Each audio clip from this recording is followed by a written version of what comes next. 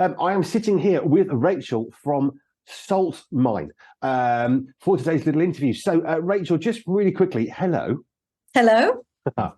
Just tell us really briefly, what is Saltmine for somebody that's never heard of it and thinks, is that to do with salt and pepper or what? What's this about? No. Well, we're Saltmine Trust. We're a charity, and we are predominantly a theatre company. So we are theatre with a message, which is what our heart is. And do you want me to explain the different types of theatre we do? Yeah, go for it. Yeah. So we've really got three key objectives, really. One is to really tell God's story through theatre. So we do passion plays, modern passion plays with a resurrection.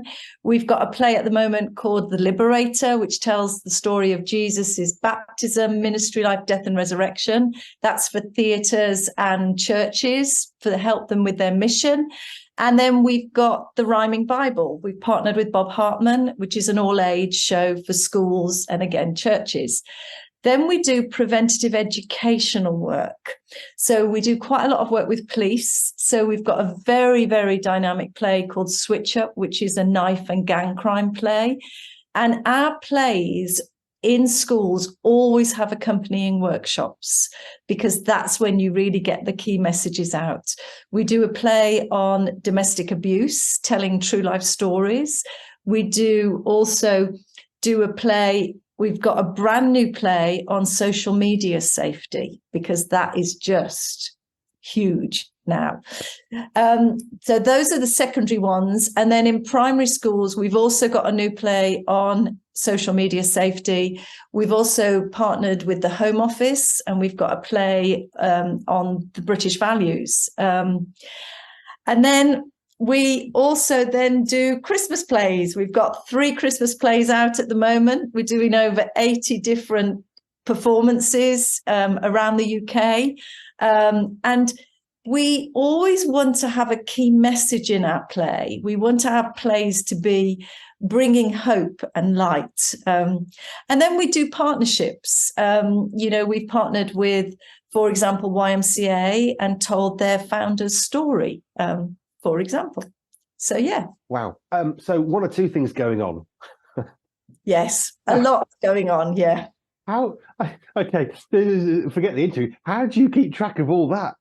Well, the big challenge is scheduling the work. And actually, post-COVID, people haven't got as much money.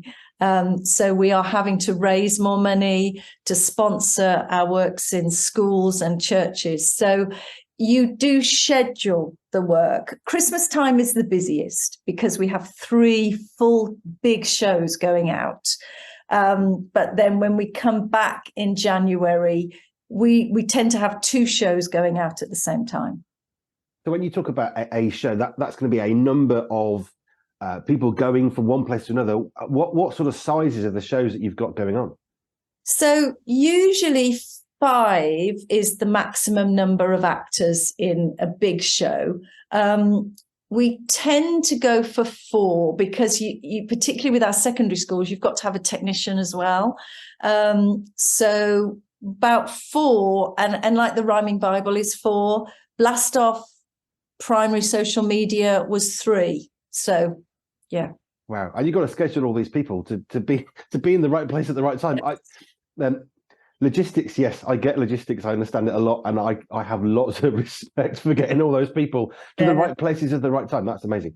Let's just come back to the social media one, because that's one that obviously we're radio, we're online. It's something I'm particularly passionate about for different reasons. But what led you to creating this particular show? Well, we've always done an internet safety show, but obviously the advancement of, for example, artificial intelligence, the sexual abuse that goes on online with young people, all the different platforms that they can access. And sometimes they are just not wise they tell people without thinking who they are, their contact, their names. And so why we want to do a show is just to keep them a bit more safe and help them understand, yes, there are wonderful things online, but there are also some dangerous things online. It's like anything though, isn't it? As much as the internet was an amazing invention, as much as social media was a brilliant tool. I mean, I've lost track of the social media accounts now because of the radio as well. There's loads. It's brilliant. It's a great tool. Yeah. Like any tool, you need to use the tool. And I think it's a bit like banks going back a few years. We thought banks were our friend, and then people started to realize, no, banks are actually businesses. They want to make money from you. And in the same way as social media, generally speaking, they want to make money, and they do that by using your data. So if we can educate, that's a great way. What are the responses you get? Are people like, oh yeah, we knew that? Or is it more of a, I had no thought of that? Yeah, no, often we find in our workshops, young people have their eyes opened to actually the reality of the undercurrents that are there, you know. I mean, the other thing I forgot to mention is we've done really quite recently, the whole area of mental health is huge. It's massive. So we did a big interactive workshop and we did some filmed sessions, which were a huge success. So we're just going to, in the new year, do a big project, a play telling true life stories with an interactive workshop. But I've also been requested to see if we could do something for the business world, to do an interactive workshop for businesses, because it is just a problem throughout our society, isn't it? Yeah, I mean, mental health, we understand that mental health is important and it can be affected, but it's getting younger and younger. I remember a couple of things. One was chatting to somebody when I was doing my GCSEs. So this is, nearly 30 years ago. And they said, oh, you don't know what stress and pressure is. You wait till you get in the real world. And it was actually their wife that said, no, I think you're missing the point. I think the stress and the mental health is going to grow because the pressure on young people, it's not getting less. It's actually growing. Is that something you have seen?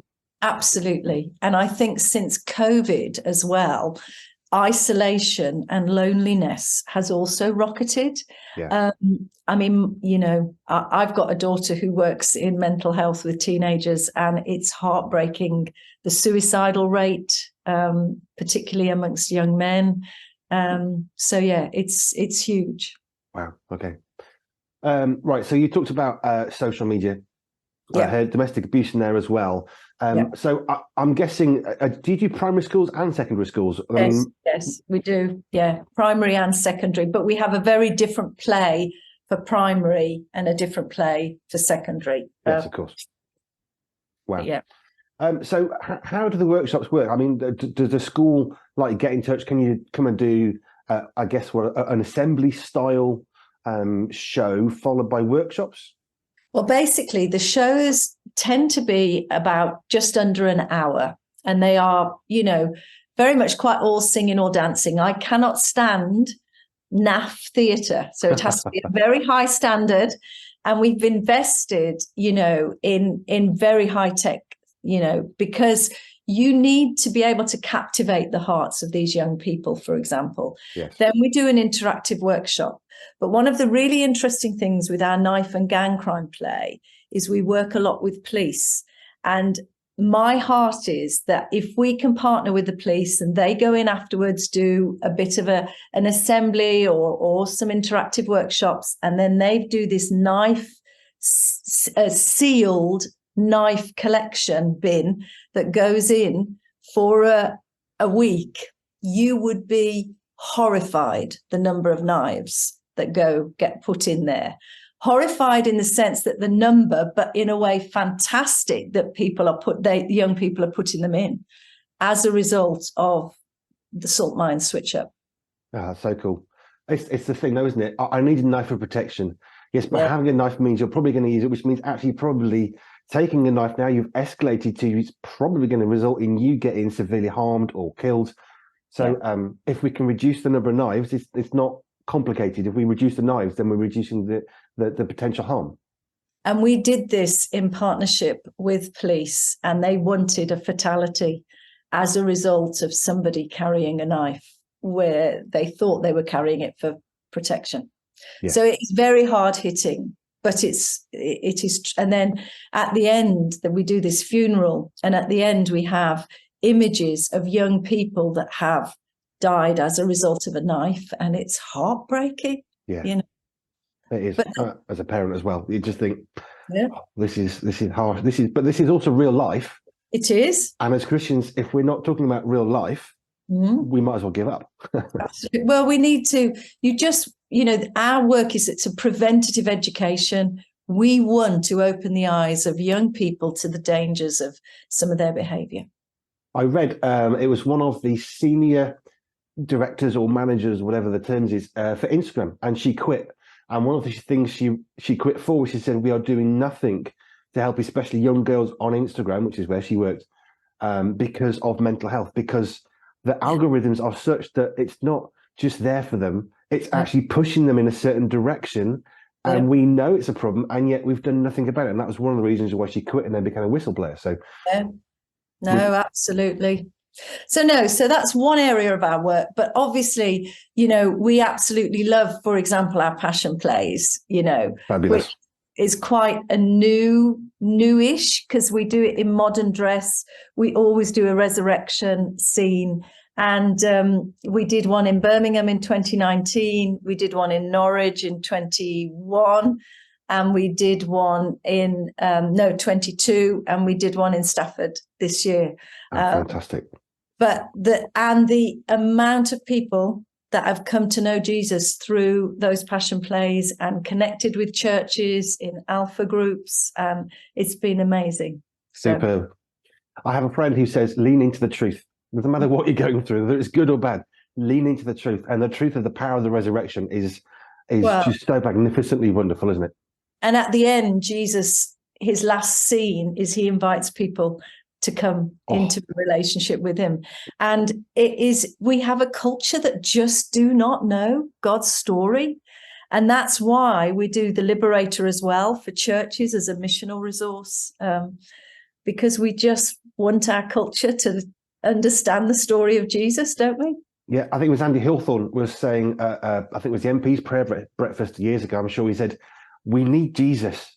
It's the only thing that's going to make this work. Yeah, definitely. Okay, so let's talk about some of the actors you've got. Where do they come from? They're not going to sort of, spring out of the ground, here I am. How do you recruit the people that you use? Well, we have a core team. So I will have interns, for example, but they have to, they're very good. They have to be of a very good standard, but that's often post A-level drama and drama schools. But we have a core senior team, and then we use freelancers. To be honest, all our actors, they are Christians, because we want to really pray together. We want God to use us. And so it's important. But we've got a great pool of very, very senior actors. So we are really blessed. So, for example, we've got full team with our Christmas plays. We've got probably 2 freelancers. We've got 3 interns, and then we've got senior team. So are they people who have full-time jobs and then work for you an evening or a weekend, or how does that work? Yeah, they work full-time for us, senior team. Yeah. Oh, that's so cool. How much time they can get to be with each other and prepare and all that. And you know what? With freelancers, it's not easy being a freelance actor, because sometimes you work for the secular, and then they want to come to Saltmine to get a bit of breath of fresh air, but we stop at 1:45 every lunchtime and just pray together. And that's been very empowering as well. Yeah, we stop at 11:15 as a radio station. Anybody who's on the teams or whatever. And it's really frustrating sometimes. I'm thinking I just want to get this piece of work done, but it's so good to stop. We have 10 minutes. We have a little bit of Bible and 5 minutes of prayer. Just 10 minutes. We're the same. And it's so important to just, connect and just bring God into the center. Reminds you why you do what you do. Amen. Yes. So tell us a bit more about yourself. What's your journey and history into faith and then into Saltmine? Okay. Well, I was really privileged, brought up in Christian families. Grandparents were Christians. So I actually became a Christian when I was 5 years old. Wow. And so I then journeyed, I led the CU in our school, which was just if you've seen the Jesus Revolution, it was when we were having a little bit of the revolution come into England in the mid 1970s. And so our CU, we had a huge CU, 90 young people, and it impacted the school. I've worked a bit with Youth for Christ. And then I got married, had children. We've got 3 girls, 5 grandchildren now. Wow. 3 son-in-laws. And then I worked for Spring Harvest. I was on the Spring Harvest leadership team for 15 years. And then I did a master's in applied theology and leadership. And then I've been working for Saltmine for 13 years. So that's telling you my journey of employment and work. But yeah, I'm a passionate follower of Jesus, and he's been very central in my life ever since I was little. Which is shouting out, which is lovely.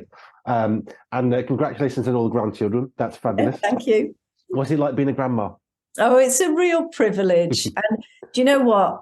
I remember talking to my grandfather. My grandfather, when he retired, he prayed for 2 hours every morning in his study.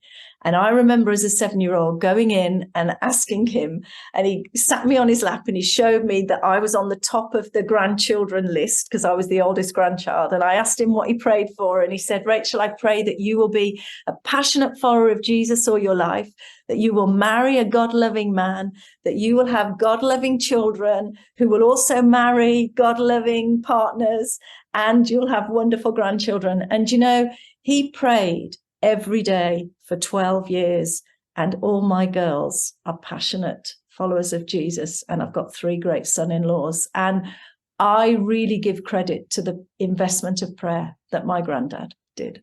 We cannot really pray too much, can we? No. Definitely. I can echo some of your story because my 2 older sons, they both came to faith when they were 4. My youngest son, it was the day before his 4th birthday. And a few people said, there's no way he can know who Jesus is at that age. That's ridiculous. Yeah. And it was actually one of the teachers in the church, children's church at the time. And they said, what's happened to him? He's transformed. All of a sudden, he's got such a clarity about what's right and what's wrong. He loves Jesus in such a way that I can't, what's happened? And I shared what had gone on. That explained, he said, I'm in no doubt. I know he's absolutely a Jesus-loving kind of guy. And that was, the day before his 4th birthday. So, and I prayed every night since before my oldest son was born, 3 months before he was born. I used to lay my hands on my wife's stomach and pray for him. I've done it every night since, praying for them, for wives with whom they can love and serve God together. And I've done it every year, and he's nearly 20 now. No, amen. And we need to, our children, they're open, aren't they? And we've got a lot of work with our young people, haven't we? I was in a conference only the last week where it said that they reckon there's only 2% of 18 to 25-year-olds in the UK that are following Jesus. So, oh my goodness, that's why our passion plays and our Liberator and our rhyming Bible are crucial. Yeah, I want to encourage you in that one because I was in children's ministry down south. I was stood with a vicar and they had a passion play. The local churches all got together. It was very much sort of amateur dramatics, but it was very, very good. Yeah. And we were stood there as so many people went by and said, why is that bloke being nailed to a cross? Yeah. Person after person after person. I just thought... They don't know the story, do they? No. Was it Billy Graham that said we're not reaching the people who know church now? We're 2 or 3 generations who have never stepped foot in a church. And when I used to do all-age services, people would come in and they were like, where do I sit? How do I behave? I've never been in the church before. And these are 50, 60-year-olds and their parents had never. And you're thinking, this is where we're at. And this is why what you're doing with Passion Play is so important. It is. It's crucial. Absolutely crucial, because we have a generation that just don't know Jesus. Yeah, and they need to, because he changes, liberating. Tell us about the Liberator. What's that about? That excites me just by the name. So that really is a creative missional resource for churches. So the idea is that sometimes churches, they plan together, they partner together and they put it on in a theatre, local theatre, or if they've got a big church, they put it on there. And it again tells Jesus' story from his baptism, some of his ministry life, some of the stories we know, his death and his resurrection. And again, We just want to show Jesus's story. We want it to be a missional resource for churches so that then people can then, find out more about Jesus and accept him as their savior. Fabulous. Oh, it's so encouraging talking to you, just hearing about your grandfather praying for you, your grandchildren. It is such an encouraging story of the good that can happen.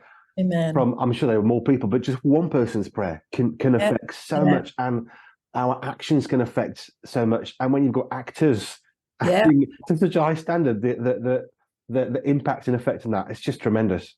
And the other thing we do is we've got 2 very talented music and songwriters. So a lot of our music is in-house as well.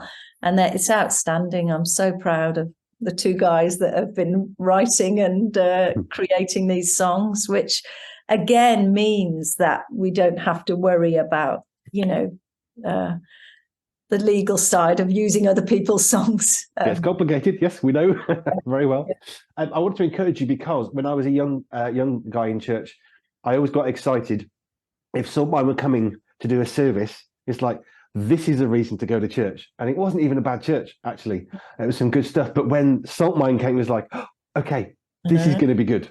Oh, well, that's amazing, because we're over 40, well, in fact, 43 years old, Saltmine is. So yeah, well, that's 31 years ago. Yeah. I'd have been 15. So yeah. And it was brilliant. It was really good. It was, oh, get Saltmine here. Great, this is going to be good. I remember what they did was they had this bucket of water and they ran around it, and you knew you had water. You could see the water splashing. Yeah. And then, I don't know how, it was like some sort of magic trick. They picked up the same bucket and threw it at you with confetti. Right. And you kind of knew that it wouldn't be, but you knew that it was, and it should be. And it was superb, and it made such a point. I remember it vividly now. Wow, it is. And it's the power of creativity, isn't it? The power of creativity and the power of story. I've got quite a lot of non-Christian friends. They will not that keen on coming to church, but they will come and watch a Saltmine production. And God is definitely working in them and through their hearts. Because it's less threatening, I think. It is, yeah. But the message is still powerful. Yeah, absolutely. How long? So it's 43 years Saltmine's been going. Yeah. How do you know what the story of the beginning is? How did it? Well, 1980. So it started. Is that 1980? Yeah, 1980. It started, and it started with Dave Pope. And Dave Pope still lives in Dudley. I'm actually catching up with him next week. And so it started as very much an evangelistic sort of preaching and a band type of ministry. And then I think it was about 10 years into it, they then started having a theatre company. But it was part of, they had theatre and a live band and evangelists. But it's just evolved. Yeah. Superb. If a church or school or group wants to know more, how can they get hold of you to say, can you come and help us? So we've got a very active website, saltmine.org.uk. We're also on Instagram and Facebook. So you can access what we do and communicate with us really very easily. Superb. Okay, so they can come to the website and they can get hold of you. I love the partnership working, always good. To work with other people means it's not a lone voice, it's a corporate voice. That's really cool. That's so powerful. Really thrilled to hear what you're doing, especially with the knife stuff, which is not a particular passion of mine, but it's something that I'm very conscious of. I just think we need to do something, and that's great. No, we do. Thank you, Rachel, so much. It's a pleasure. I feel really encouraged now, having chatted to you. It's really cool. Thank you. That's wonderful. Okay, just give us the website one. I like to finish with the website. Just give us your website one last time. So it's saltminetrust.org.uk. Fantastically delivered. Thank you so much for your time. Really appreciated it. Pleasure. And look forward to maybe catching a Saltmine at some point in the future. Yes. You can go on our website. We're touring around the UK at Christmas, so we might be doing a show near you. There you go. Check it out, everybody. Thank you, Rachel. Okay, bless you. Bye for now.